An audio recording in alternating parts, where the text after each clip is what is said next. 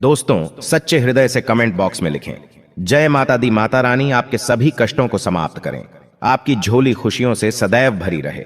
दोस्तों, नवरात्रि का महापर्व 9 देवी अर्थात 9 कन्याओं को समर्पित है। कन्या पूजन करने से हमारी समस्त पीड़ा दूर होती है, दुख दर्द दूर होते हैं, हर कष्ट दूर होते हैं।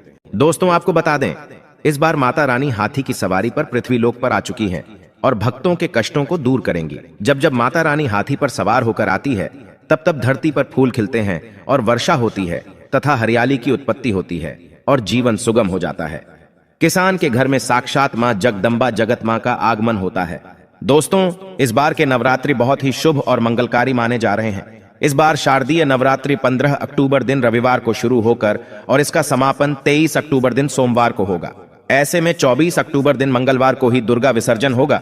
जो लोग माता रानी की स्थापना करते हैं, मूर्ति स्थापना करते हैं, वह लोग 24 अक्टूबर दिन मंगलवार को विसर्जन करेंगे। दोस्तों, नवरात्रि की अष्टमी और नवमी तिथि पर कन्या पूजन का विधान है। इस बार महाअष्टमी तिथि 22 अक्टूबर 2023 यानी कि इस दिन रविवार है और नवमी तिथि 23 अक्टूबर 2023 दिन सोमवार को है। ऐसे में आप अष्टमी और नवमी को इन दोनों तिथियां में कन्या पूजन अवश्य ही करें। कन्याओं को भोजन अवश्य खिलाएं। शास्त्रों में 9 दिनों के नवरात्रि को बहुत ही शुभ और मंगलकारी माना जाता है और वहीं 8 दिनों के नवरात्रि को अच्छा नहीं माना जाता। ऐसे में 10 दिनों के नवरात्रि बहुत ही शुभ माने गए हैं। शास्त्रों के अनुसार नवरात्रि के दिनों में माता रानी का पूजन करने से, कन्या पूजन करने से मां अभय वरदान प्रदान करती हैं। कुंडली में जो कष्ट होते हैं उन्हें ठीक कर देती है। श्रीधर की तरह ही सच्चे हृदय वाले व्यक्ति के सभी कष्टों का निवारण मां शीघ्र ही करती है। मां की उपासना से विनम्रता का विकास होता है। सभी कष्ट, दरिद्रता, दुख, कष्ट नष्ट हो जाते हैं। नवरात्रि में माता रानी का व्रत और पूजन किया जाता है, लेकिन नवरात्रि के दौरान सबसे ज्यादा महत्व होता है कन्या पूजन का। दोस्तों, कन्या रानी जो होती हैं, फूल की पंखुड़ियों की तरह नाजुक होती हैं। कन्या पूजन सर्वोप्रिय है, श्रेष्ठ है। कन्या के रूप में स्वयं जगदम्बा देवी, माता वैष्णो, 9 देवियां अर्थात समस्त ब्रह्मांड इनके शरीर के कण कण में वास करते हैं। बहुत कम लोग जानते हैं 33 कोटि देवी देवताओं का वास होता है। कन्याओं के मस्तक पर कन्या चाहें छोटी हो चाहें बड़ी हो, वह सदैव पूजनीय है, मां के समान मानी जाती है। दोस्तों, माना जाता है व्रत और उपासना से माता रानी इतना प्रसन्न नहीं होती है जितना कि कन्या पूजन से होती है। नवरात्रि में छोटी छोटी कन्याओं को माता रानी का स्वरूप माना जाता है। कन्याओं को भोग लगाया जाता है, उन्हें प्रसन्न किया जाता है और बदले में आशीर्वाद मांगा जाता है। कन्याओं को प्रसन्न करने के लिए गिफ्ट आदि उपहार वगैरह दिए जाते हैं।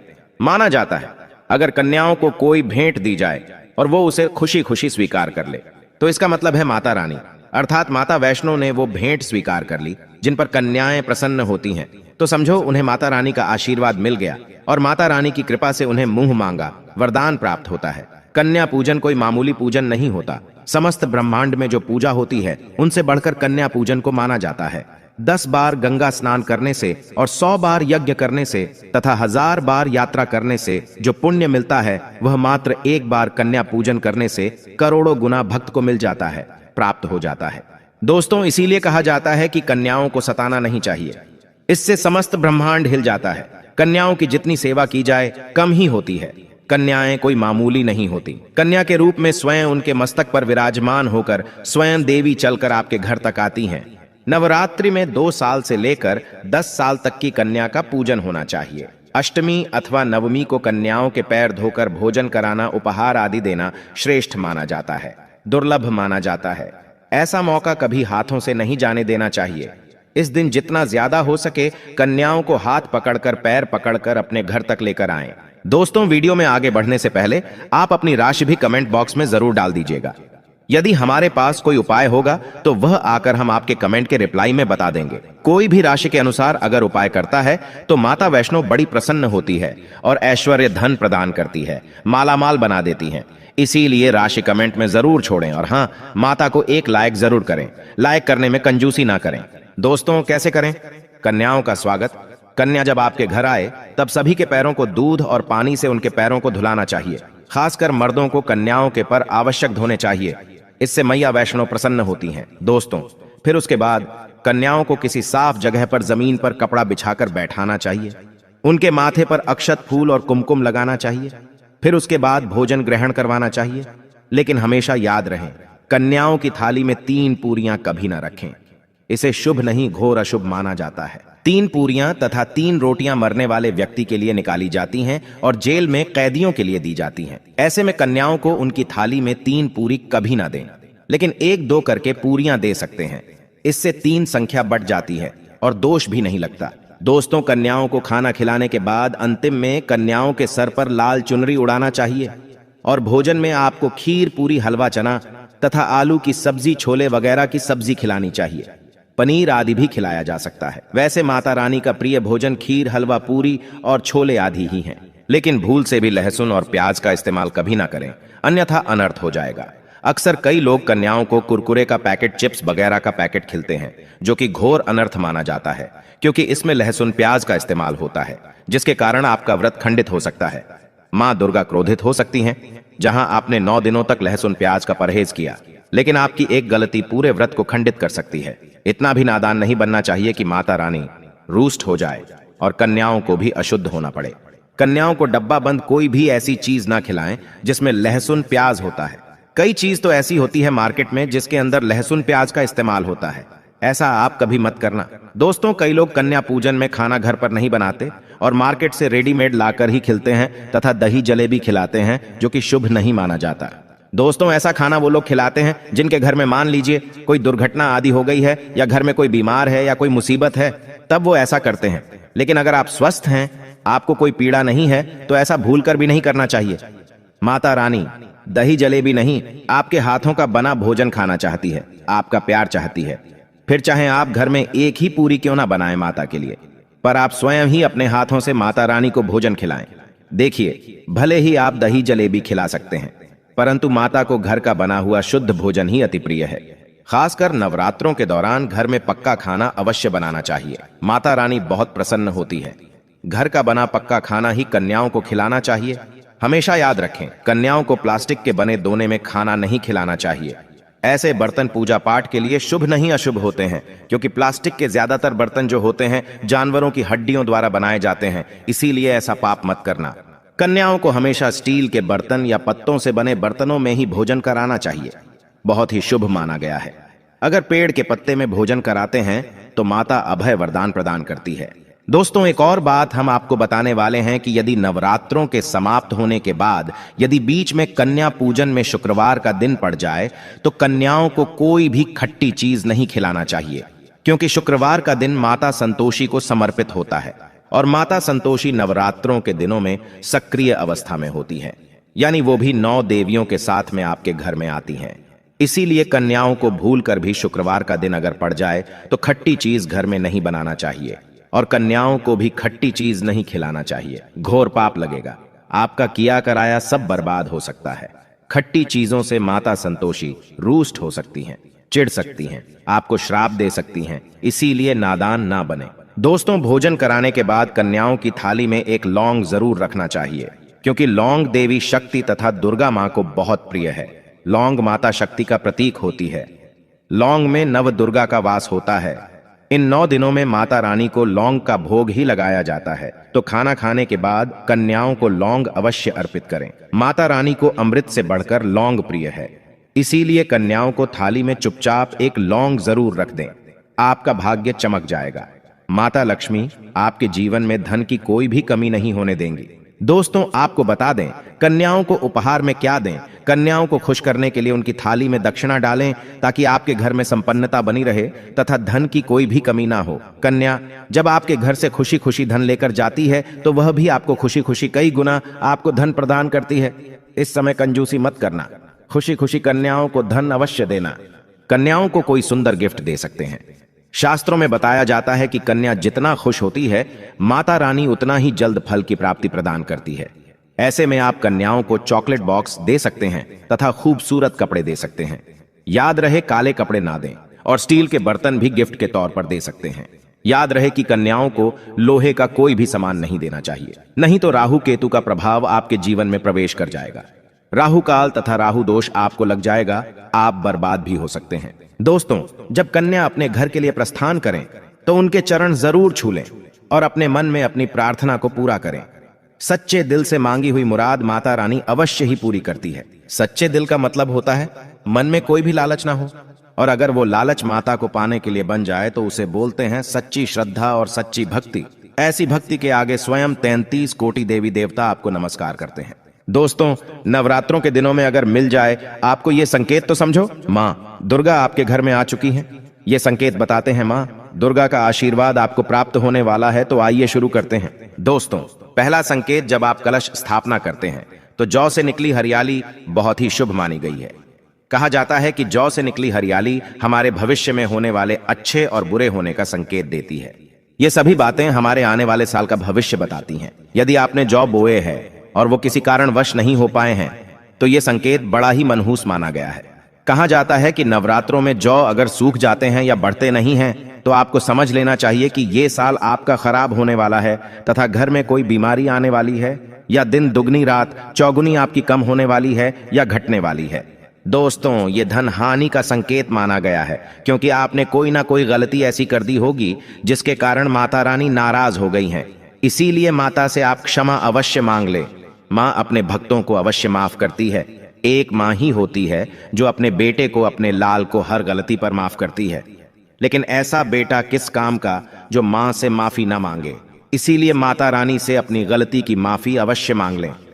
मैया वैष्णो अपने भक्तों को कभी निराश ही नहीं करती, बल्कि उन्हें धन धान्य से और खुशियों से परिपूर्ण बना देती है। और दोस्तों, यदि जौ हरे भरे हो जाते हैं तो ये शुभ संकेत होता है। इससे आने वाले समय में आपको बहुत ज्यादा ही धन लाभ होगा। माना जाता है कि 1 रुपए का सिक्का या चांदी का कोई भी सिक्का जौ के बीचों बीच में अगर मिट्टी में दबा दिया जाए तो घर में सुख समृद्धि आती है। माता लक्ष्मी दौड़ी दौड़ी चली आती है। जौ के अंदर हमेशा 1 रुपए का सिक्का अवश्य डालना चाहिए। जौ को खाली नहीं रखना चाहिए, उसमें धन वगैरह अवश्य डालना चाहिए। इससे माता का आशीर्वाद सदैव परिवार पर बना रहता है और जीवन में कोई भी संकट नहीं आता। खाली जौ मतलब धन भी खाली, खुशियां भी खाली ही मिलेंगी। दोस्तों, नंबर 2, यदि आपकी नींद नवरात्रों के दौरान सुबह 4 बजे के आसपास खुलती है तो इसे बड़ा ही शुभ संकेत माना जाता है, क्योंकि ये समय ब्रह्म मुहूर्त कहलाता है। इस समय देवी शक्ति अपने सच्चे भक्तों को ही जागती है। इस समय उठाना मतलब माता की कृपा प्राप्त करने के बराबर माना गया है। ये संकेत बताते हैं कि माता की सच्ची भक्ति का प्रभाव आपके ऊपर हो चुका है और माता रानी आपको जल्दी ही कोई खुशखबरी देने वाली है। माँ आपकी सच्ची भक्ति से बहुत खुश हैं। दोस्तों, नंबर 3, यदि नवरात्रि में आपका मन प्रसन्न होने लगे, पूजा पाठ में आपका मन लगने लगे, पूजा करते समय मन का शांत होना यह दर्शाता है कि आपको बहुत जल्द माँ की कृपा प्राप्त होने वाली है। माता रानी आपकी भक्ति से बहुत खुश हैं। आपकी भक्ति माता रानी को आनंद दे रही है। ऐसे व्यक्ति को समझ जाना चाहिए कि उसके जीवन में अब अच्छा समय आने वाला है। दोस्तों, नंबर 4, नवरात्रों के दौरान अगर मां के गले से फूल गिर जाए तथा जौ के हरे भरे पत्ते अगर बिन हवा के हिल जाएं तो इसे अति उत्तम माना गया है। यह संकेत बताता है कि माता रानी का आगमन आपके घर में अस्थायी रूप से हो चुका है। आपको माता लक्ष्मी की कृपा प्राप्त होने वाली है। ये संकेत कुछ खास लोगों को ही दिखाई देते हैं। माना जाता है कि पूजा करते समय अगर धुआं अधिक बढ़ जाए तो इससे यह पता चलता है कि आपके घर से गरीबी हमेशा हमेशा के लिए जाने वाली है। भूत प्रेत आत्माएं अब आपके घर से हमेशा के लिए जाने वाले हैं। पूजा करते समय धुएं का अधिक होना बहुत ही शुभ और मंगलकारी माना गया है। ये संकेत भविष्य में अच्छे परिणाम को दर्शाते हैं। दोस्तों, नंबर 5, द्वार पर गाय का आना। वेदों में बताया जाता है कि नवरात्रि के दौरान गाय माता का घर में आना बड़ा ही शुभ संकेत माना गया है। नवरात्रि में द्वार पर गाय का आना अत्यंत शुभ है। यदि आपके भी द्वार पर गाय आती है तो गाय के माथे पर कुमकुम लगाना ना भूले तथा गाय को रोटी जरूर खिलाएं। इससे मां दुर्गा अत्यंत प्रसन्न होंगी और आपकी झोली खुशियों से भर देंगी। द्वार पर गाय का बार बार आना भी जीवन में आने वाले अच्छे संकेतों की ओर इशारा करता है। दोस्तों, नंबर 6, सपने में शेर का दिखाई देना। अगर आपके सपनों में मां दुर्गा दिखाई देती है, अर्थात कोई भी देवी अगर आपके सपनों में दिखाई देती है तो बड़ा ही शुभ माना गया है। नवरात्रों के पावन अवसर पर माता के दर्शन किसी खास भक्तों को ही होते हैं। ये सपने कभी किसी को शेयर मत करना। यदि माता की सवारी तथा शेर रात्रि में सपने में बार बार दिखाई देता है तो मां दुर्गा आपसे प्रसन्न है। ये संकेत बताते हैं कि जल्द ही आपकी कोई मनोकामना अवश्य पूर्ण होगी और आपके शत्रुओं का नाश हो जाएगा। शत्रु आपके नाम से ही थर-थर कांपने लगेगा। मां दुर्गा का वाहन शेर है, इसीलिए नवरात्रि में शेर का दिखाई देना अत्यंत शुभ संकेत होता है। दोस्तों, नंबर 7, यदि कोई छोटी कन्या आपको सुबह सुबह लाल वस्त्र धारण किए हुए दिखाई देती है तो आपने साक्षात मां दुर्गा के दर्शन किए हैं। यदि नवरात्रों में सबसे पहले आपके घर में कन्याओं का आगमन हो जाए तो समझो आपको दुनिया की कोई भी शक्ति, ब्रह्मांड की कोई भी शक्ति आपको करोड़पति होने से नहीं रोक सकती। आपके जीवन में, आपके घर में माता लक्ष्मी का आगमन होने वाला है। आप दिन दुगनी रात चौगुनी तरक्की करेंगे। अब आप खुशियां मनाइए और मिठाइयां बांटें। ऐसे में कन्याओं को भरपूर तरीके से खुश रखें और उनका आगमन दूध से चरण धुलाकर करें, कोई भी कंजूसी ना करें। दोस्तों, माता रानी आपको यह संकेत दे रही है कि अब आपका बुरा समय समाप्त हो चुका है। अब जीवन में सुख समृद्धि के द्वार खुल जाएंगे। दोस्तों, नंबर 8, घर पर उल्लू का आना। यदि मां लक्ष्मी का वाहन उल्लू नवरात्रि में आपके घर पर आकर बैठ जाए तो यह भी शुभ संकेत है। इसका अर्थ है कि मां लक्ष्मी का आपके घर में प्रवेश हो चुका है और आपकी आर्थिक स्थिति और मजबूत होगी। लेकिन याद रहे, उल्लू नवरात्रि और दीपावली पर आना ही शुभ माना जाता है। दोस्तों, नंबर 9, यदि ब्रह्म मुहूर्त के समय यानी सुबह के 4 बजे के आसपास घंटियों की आवाज सुनाई दे जाए या शंख की आवाज सुनाई दे जाए तथा कोई भजन सुनाई दे जाए तो बड़ा ही शुभ संकेत माना गया है। इससे यह पता चलता है कि माता रानी आपकी भक्ति से बहुत प्रसन्न है और आपके जीवन में सभी नकारात्मकता का नाश होने वाला है तथा माता लक्ष्मी की कृपा आपको प्राप्त होने वाली है। दोस्तों, नवरात्रों के दौरान घर में काली चींटियों का दिखाना, लंबी लंबी लाइन बनाकर मुंह में खाना ले जाते हुए चींटियों को देखना अच्छा संकेत माना गया है। और यदि मंदिर में पूजा करते समय कोई छिपकली आदि दिखाई दे जाए या मंदिर के स्थान की ओर छिपकली चली जाए तो बड़ा ही शुभ संकेत माना गया है। इससे यह पता चलता है कि आपको माता लक्ष्मी की कृपा प्राप्त होने वाली है, मां का आशीर्वाद आपको मिलने वाला है। नवरात्रों के दौरान मंदिर में छिपकली का दिखना बहुत ही शुभ संकेत माना गया है। आपकी भक्ति का फल आपको शीघ्र ही मिलने वाला है, क्योंकि छिपकली को माता लक्ष्मी का प्रतीक माना गया है। किसी शुभ अवसर पर छिपकली का दिखना मंगलकारी माना गया है और नवरात्रि में छिपकली का मंदिर में दिखना साक्षात देवी लक्ष्मी का स्वरूप माना गया है। दोस्तों, अगर आप वाकई में मां वैष्णो की कृपा पाना चाहते हैं तो कमेंट बॉक्स में लिखें, जय माता दी माता रानी आपकी झोली खुशियों से भर दें। मां वैष्णो के लिए एक लाइक तो बनता है।